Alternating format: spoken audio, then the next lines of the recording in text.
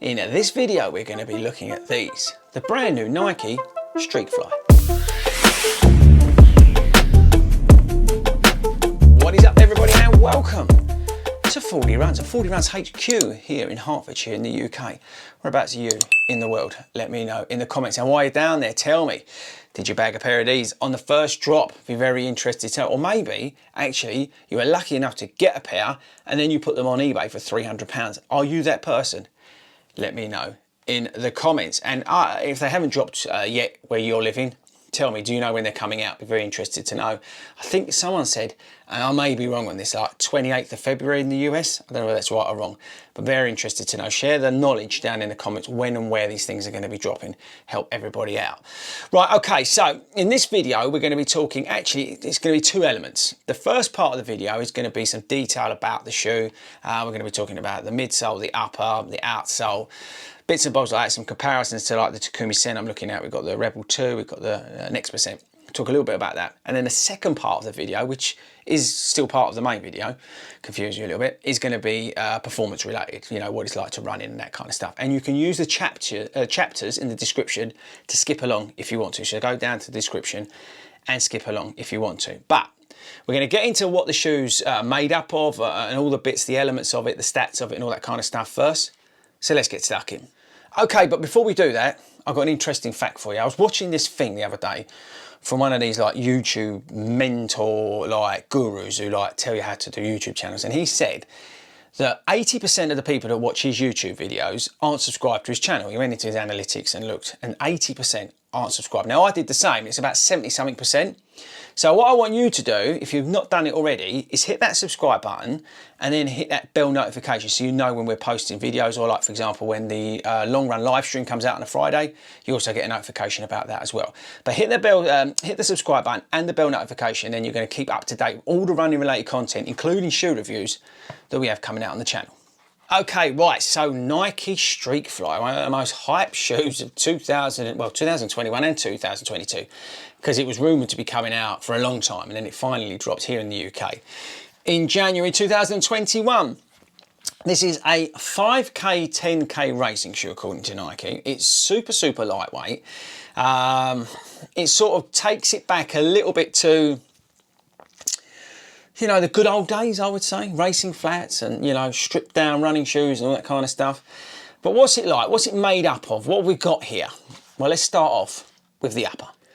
Okay, so the upper is like this translucent mesh upper, which I ain't going to come out of the camera, but is like hardly there. It's that sort of, I don't know, it's kind of a bit like atom knit to a degree, and it's that sort of plasticky feeling mesh upper. But it really loses itself on your foot. You don't realise it's there. It's super, super breathable.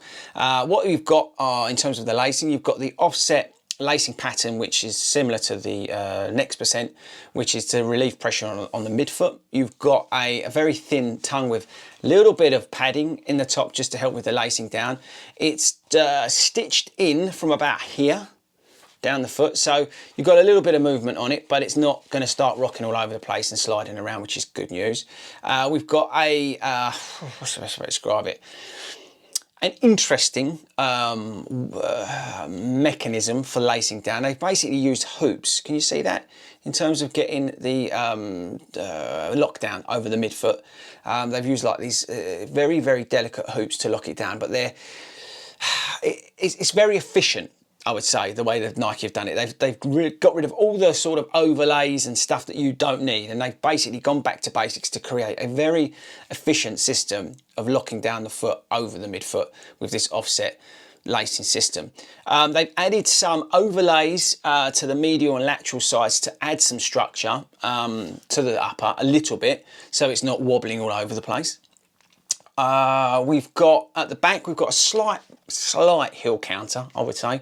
There's just a little bit of structure there, which is good, and I think that's needed. It's not, look, for example, if you go down like that, if you look at something like a Skechers Razor Elite that's got an upper on it that just bends down and does nothing. The Takumi Sen, just to give you an idea, look, see what I mean? It's got nothing there really. Where this does have a little bit more structure to the heel, like a Takumi Sen. You've got a ring of foam in there, just around the ankle and stuff, a little bit more than in a next percent, and it's comfortable enough to initiate that sort of lockdown feeling around the heel, so you're not going to be slip sliding around. What else in terms of the upper? I think that's it. They've added just nice little bits of overlays accordingly to where they need a little bit of structure in the shoe, but basically it's like the barely there, super breathable upper, which does the job just fine. Okay, next up is the outsole. We've got exposed ZoomX, and then we've got this big patch of, I would say, quite durable looking rubber at the top end. Very similar to what you've got on the Alphafly. It's very thick, and it's been designed in a way to improve traction, in particular in cornering. So the shoe has been designed with this grip in mind. If you're running around a track, or maybe you're doing, I don't know, cross country is probably a little bit strong, but yeah, if you're running on different surfaces and you're moving around corners, this outsole has been designed to help that. And just say you've got this big slab of rubber on there. So again, if you're going toe off because you're meant to be going faster, it's going to add durability to the front of the foot. They've got rid of some of the weight here by shedding the rubber at the midfoot, and then you've got a little bit of additional rubber at the heel. I don't know where it's coming out, but there. It's very similar. I'll just grab them to what they've done on the next percent. But the upper, the outsole, really has been designed, I think, in a way to sort of make the most out of what you've got underneath you and improve traction, because that can be one of the problems with some of these stripped down shoes, that the traction and the durability is questionable. Right, next up, let's talk about the midsole. We've got full length ZoomX on the shoe, famous ZoomX, which is Nike's most explosive and energy return compound. The PEBA-based material is just super, super explosive. You don't have a carbon plate in the shoe, unlike the next percent, which has a full length carbon plate. This shoe has a PEBA shank in the midfoot. It's about there. And that's there to add a sort of pop in terms of transition through the shoe. And the feedback from the athletes when they were testing and trialing the shoe was that it didn't need a plate. Actually, the PEBA shank gave what those athletes required from the shoe in terms of that transition and that switch through the shoe. That gave them the most feedback, and it just takes some of that rigidity away from the shoe, which is kind of cool. So you know where Nike have tested this product and they've put that in. It's deliberate. They could have gone, as I say, they could have gone various different ways with it. You think about Takumi Sen's got the energy rods and all that sort of stuff, and the X% full length carbon plate, but they believe putting this PEBA shank in the midfoot just gives you what you need in terms of the transition and the pop off the shoe. The ZoomX is definitely a slightly different feeling or looking ZoomX. I would say it's more like what you get on the Invincible, if just comparing it off camera, but it's definitely this is a more hardy, foamy feeling compound on the next percent, where this is definitely more of a rubberized feeling. I don't know whether it's just a coating on the shoe to give it sort of more durability, but it definitely feels more rubbery to touch than sort of the regular ZoomX. In terms of stack heights, we've got overall we've got a 6mm drop in the heel. I think, let me just check my notes. Where was it? Yeah, 32 in the heel in terms of the stack height, and then you've got the 6mm drop in the shoe. So it's relatively low to the ground for the stack height. You know, thinking 40mm here, 32mm there, so it's totally different. In terms of feel, it's just sitting a lot lower, which is perfect for those 5 and 10Ks, which is what it's designed for. And I think that's probably it in terms of the midsole. Last thing is the price. Price £135 here in the UK. I don't know what it is where you are in the world. I think from memory, and I probably got this wrong, it's $140, but I may be wrong on that. But £135 here in the UK, which I think is pretty good value for a, you know, sort of premium running shoe nowadays. Okay, you could argue it's got limited use. We'll come on to that later on in the video and things like that, but it's £135 here in the UK. Next up is weight. We're doing a bit of a weight challenge. I've got Mrs. FORDY'S scales here. Now I'm going to put these in grams, and I'll put up on the screen what they are in ounces, so just for speed. Start with the UK 9.5. So this shoe on foot fits true to size. Let's just weigh that up. That's 186 grams. So I'll put the ounces up on the screen. 186 grams for the Streakfly UK 9.5. Again, all these shoes, by the way, I'm just about to weigh are UK 9.5 and fit okay. I'll come on to one of them in a minute. The next percent's 209 grams, UK 9.5. Takumi Sen. Now you've got to take a little bit of weight off for the mud. My bad, didn't clean them. 199 grams. Now the fitting on the Takumi Sen's okay for me, but I do wear a single sock. And then we've got the Rebel 2 is 214 grams. Watch your sizing on the Rebel 2, you may need to go up half a size. Okay, so before we head out in terms of performance, let's just talk about a little bit about use of the shoe. This is designed by Nike for that 5 to 10K, it's actually written on now.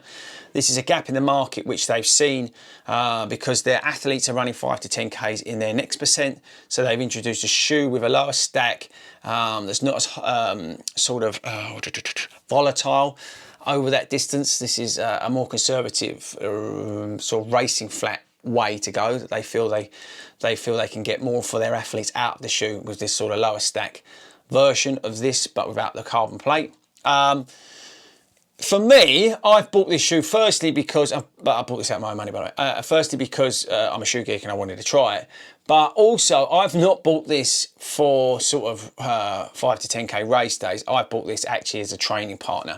I think where this sits in my rotation is a sort of training partner towards this. So if I'm doing speed work or tempo sessions and that kind of stuff, this is where I'm going. Track day shoe potentially, we'll find out later on when we start doing some comparisons versus the Takumi Sen in terms of track day and working it through, you know, those sort of sessions. We'll find out how that stacks up. But I've got this shoe not to racing, because obviously I don't race, I'm an everyday runner.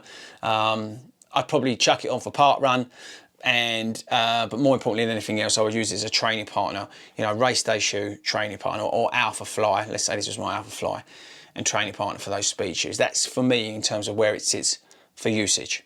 Okay, so right, performance. Now, I'm not able to run at the moment, and my review of the shoe, while I'm filming this video and I'm not able to run currently as we speak while I'm filming this video, but when I am able to run, I will be filming a review of the shoe on how I got on with it and all that kind of stuff. So what we're now going to do is we're going to go along, because Toby got a pair of these in the initial drop. His is a UK 12. Toby's we're going to go along and film him at Park Run, which I think is a perfect example of where this shoe's at, because it's 5K, obviously Park Run, if you don't know what Park Run is, it's a 5K run. So we're going to do that, and he's also, I'm then going to catch up with him as well, because he's doing, going to do a long run in them for us as well. So I'll then film him after that and see his thoughts on the shoe after that as well. So you're going to get like, sort of, yeah, 5K what it's meant for, and then you're going to get some feedback in terms of what it's like over those sort of longer miles as a bit of a training shoe as well. So hopefully that helps the shoe as well. So with that out of the way, let's get over to Park Run.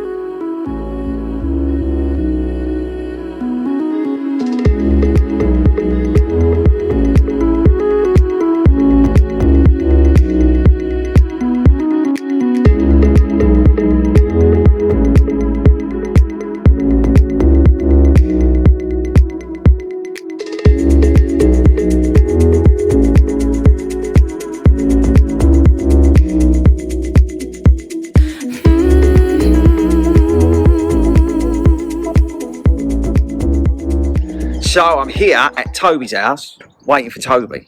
You think, what's he going on about? Well, today he's gone out and done a long run in the shoe.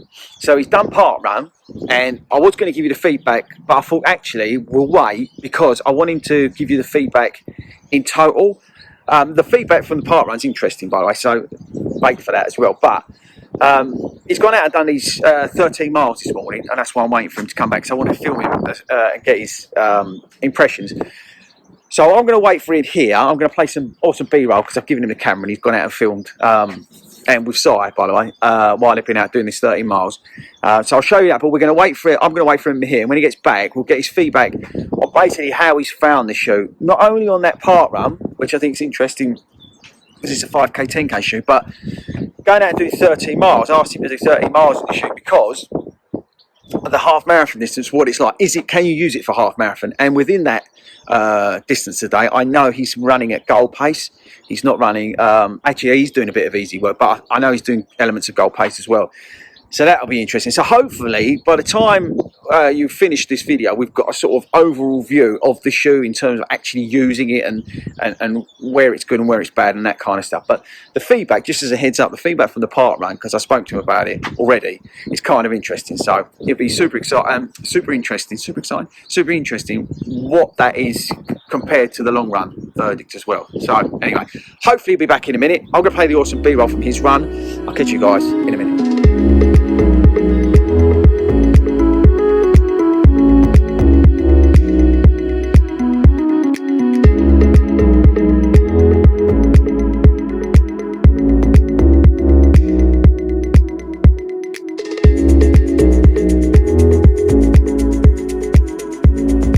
Right, they're back, look, most importantly, fueling. Right, so, Fueling. where are the shoes? In terms of, quite white. you've done well, the boys done well. Right, so, look, the viewers are interested, mainly, by the way, Si's got Skechers on, just big shout out Skechers. Firstly, well, let's talk about generally, what were they like on the long run?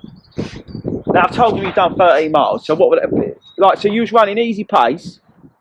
Did you do elements of goal pacing there, or? No. No, you just ran it easy.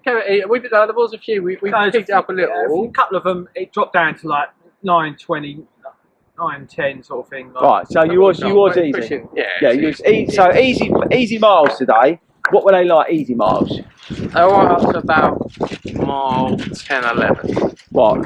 You were saying about 10, yeah. Like support. That's when you run out of support. Yeah. But then again, they were. Oh yeah, no, they are 5-10k, but so about 10 miles, they'll get on your nerves. Yeah, you can feel like you need a bit more in there. With a low stack. But they did well. In terms of fit, let's talk about fit firstly. Your UK 12 fit all right? Yeah, no problem. No issue with that at all. Breathability, all right? Very thin. Comfort, yeah, feet cold today. In terms of comfort though, all right though, yeah? Yeah, if up to that 10 mile, then it sort of starts to wear. What about the lightness on the long run? Because they obviously are light. They're light, yeah. You don't feel them half the time. Okay, all right, grip. That's what more importantly, because look, outsole. In terms of the grip on the outsole, because it's wet out there, wasn't it? Yeah, no slippages really to be heard of. No, It was. To be fair as well, it was pretty paddly. yeah, no, it's wet out there. So it actually, in terms of the traction, it's a good test for it. Right, so go back in terms of the 5k. What were they like? Because I tell you what, because I said to you said that they were flat. Yeah, at the beginning, the first lap, so Gunpowder's 2 laps, first lap I wasn't really feeling, if I'm honest. Yeah. I picked it up a bit in the second lap. Yeah.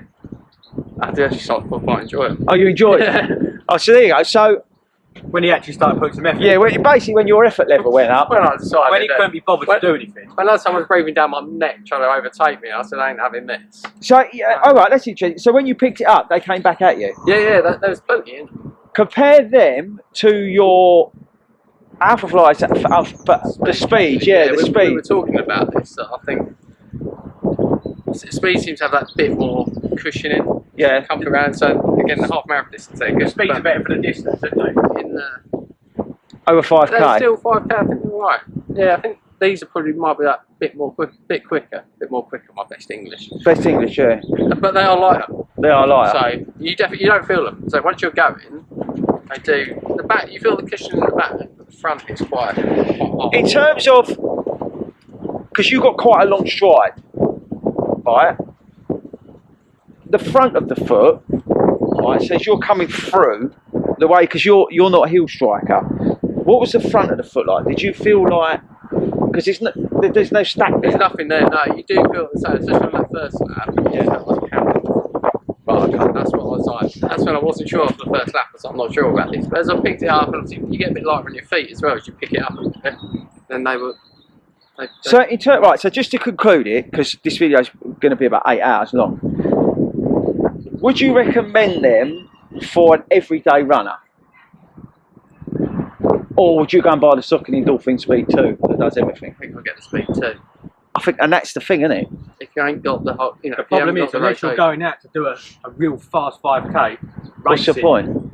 What's the point? They're just a one-time shoe, aren't they? Because you can't wear them. You can't wear. That's what he's proving today. That's why I went to do 13 miles in them. Because you can't for an everyday runner like for us, right? What actually is the point? You wouldn't go and train it. You would no. You could. Would you train them? What would you? Tempo. Yeah. You do tempo. So, but you couldn't. Yeah. So you're buying a shoe for tempo. See, but you're better off value-wise. You're better off getting the speed. But you're still going to need to buy another shoe. You're still going to need to buy another shoe. So just buy one that does all. As always, overhyped and not much practicality. So if you're some hardcore ninja who runs 5Ks like a machine, 18 minutes. 18, yeah, it's probably worth it. Yeah, it's sub 20 like me, Tobe. But if you're like an everyday runner like me and Toby and Si, then actually it's just pointless, isn't it? I mean, yeah, go and get. They're 130 quid, which it's a lot of money, but it's for another 30 quid. You get the speed that does everything. So there we go. What we've concluded is one, Toby is extremely hungry because he's got share those 4 donuts. But more important than anything else, consumer advice once again for 40 runs is don't waste your money on those because the practicality, the versatility and the practicality is just pointless. Or as Ty just said, top tip, get the Skechers. Buy Skechers. There we go. Right, that's it. Thanks, boys. Thanks for trying that out. Right, let's eat these donuts. No, see you later.